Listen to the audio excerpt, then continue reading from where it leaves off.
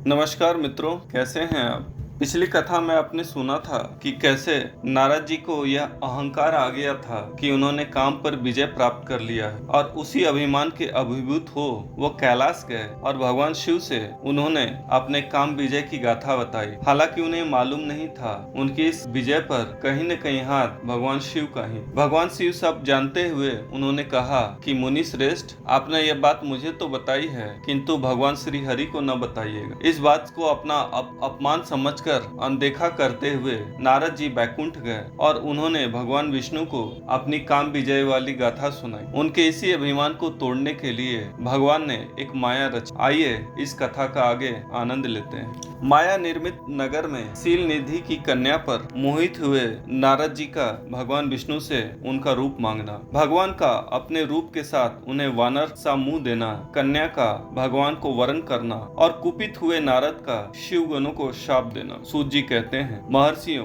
जब नारद मुनि इच्छा अनुसार वहां से चले गए तब भगवान शिव की इच्छा से माया विशारद श्री हरि ने तत्काल अपनी माया प्रकट। उन्होंने मुनि के मार्ग में अपना एक विशाल नगर की रचना की जिसका विस्तार 100 योजन था। वह अद्भुत नगर बड़ा ही मनोहर था। भगवान ने उसे अपने बैकुंठ लोक से भी अधिक रमणीय बनाया था। नाना प्रकार की वस्तुएं उस नगर की शोभा बढ़ाती थीं। वहाँ स्त्रियों और पुरुषों के लिए बहुत से विहार स्थल थे। वह श्रेष्ठ नगर चारों वर्णों के लोगों से भरा था। वहाँ सील निधि नामक ऐश्वर्यशाली राजा राज्य करते थे। वे अपने पुत्री का स्वयंवर करने के लिए उद्यत थे, अतः उन्होंने महान उत्सव का आयोजन किया था। उनकी कन्या का वरण करने के लिए उत्सुक हो चारों दिशाओं से बहुत से राजकुमार पधारे थे, जो नाना प्रकार की वेशभूषा तथा सुंदर शोभा से प्रकाशित हो रहे थे। उन राजकुमारों से वह नगर भरा पूरा दिखाई देता था।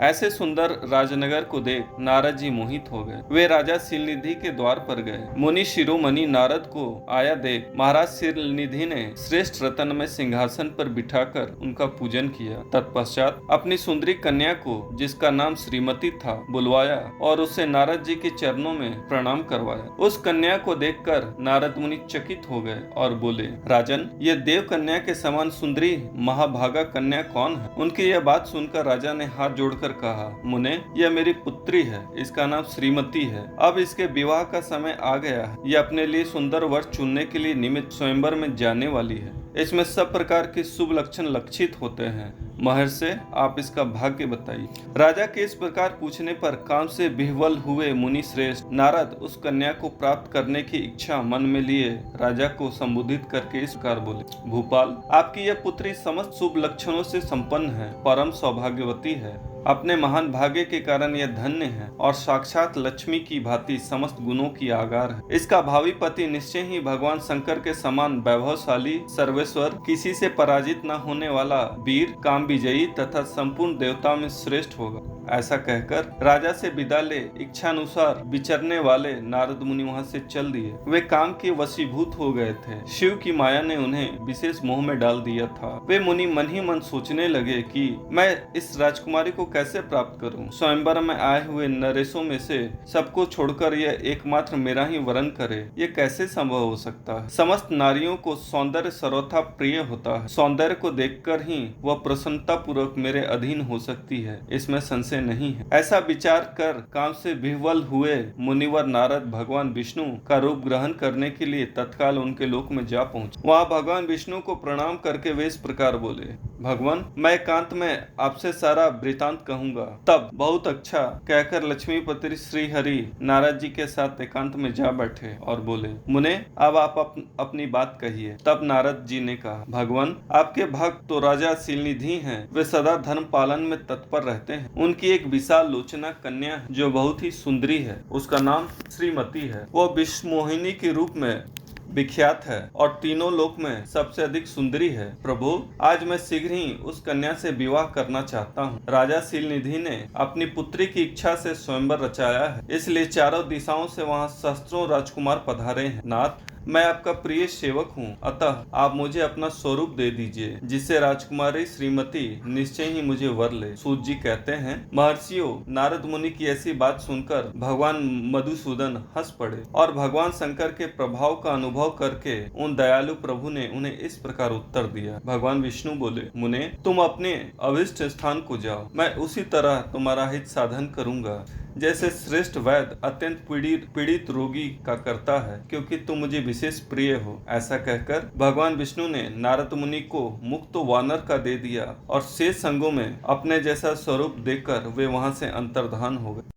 भगवान की पूर्वोक्त बात सुनकर और उनका मनोहर रूप प्राप्त हो गया समझकर नारद मुनि को बड़ा हर्ष हुआ। वे अपने को कृत्य मानने लगे। भगवान ने क्या प्रयत्न किया है इसको वे समझ न सके। तदनंतर मुनि श्रेष्ठ नारद शीघ्र ही उस स्थान पर जा पहुँचे जहाँ राजा शीलनिधि ने राजकुमारों से भरी हुई स्वयंवर सभा का आयोजन किया था। विप्रवरों, राजपुत्रों से घिरी हुई वह दिव्य स्वयंवर सभा दूसरी इंद्र सभा के समान अत्यंत शोभा पा रही थी। नारद जी उस राजसभा में जा बैठे और वहां बैठकर प्रसन्न मन से बार बार यही सोचने लगे कि मैं भगवान विष्णु के समान रूप धारण किए हुए हूँ, अतः वह राजकुमारी अवश्य मेरा ही वरण करेगी, दूसरे का नहीं।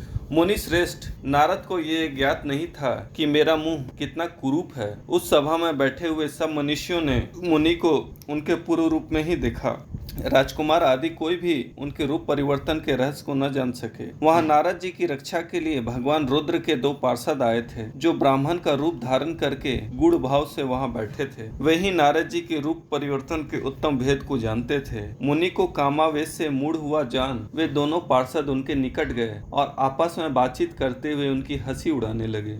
परंतु मुनि तो काम से विह्वल हो रहे थे, अतः उन्होंने उनकी यथार्थ बात भी अनसुनी कर दी। वे मोहित हो श्रीमती को प्राप्त करने की इच्छा से उसके आगमन की प्रतीक्षा करने लगे। इसी बीच में वह सुंदरी राजकन्या स्त्रियों से घिरी हुई अंतःपुर से वहां आई। उसने अपने हाथ में सोने की एक सुंदर माला ले रखी थी। वह शुभ लक्षणा राजकुमारी स्वयंवर के मध्य भाग में लक्ष्मी के समान खड़ी हुई अपूर्व शोभा पा रही थी। उत्तम व्रत का पालन करने वाली वह भूप कन्या माला हाथ में लेकर अपने मन के अनुरूप वर का अन्वेषण करती हुई सारी सभा में भ्रमण करने लगी। नारद मुनि का भगवान विष्णु के समान शरीर और वानर जैसा मुंह देखकर वो कुपित हो गई और उनकी ओर से दृष्टि हटाकर प्रसन्न मन से दूसरी ओर चली गई। स्वयंवर सभा में अपने मनोवांछित वर को न देखकर वह भयभीत हो गई। राजकुमारी उस सभा के भीतर चुपचाप खड़ी रह गई। उसने किसी के गले में जयमाला नहीं डाली। इतने में ही राजा के समान वेशभूषा धारण किए भगवान विष्णु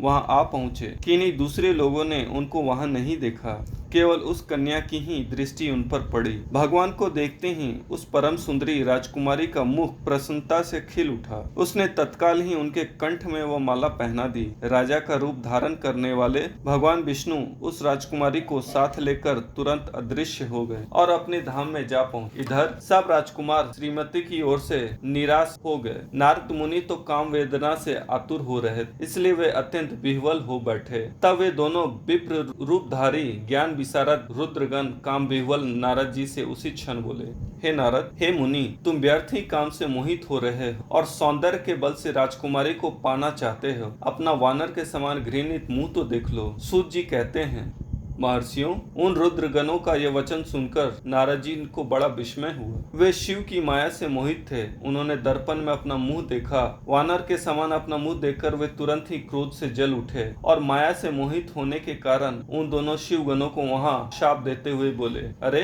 तुम दोनों ने मुझे ब्राह्मण का उपहास किया है, अतः तुम ब्राह्मण के वीर से उत्पन्न राक्षस हो जाओ।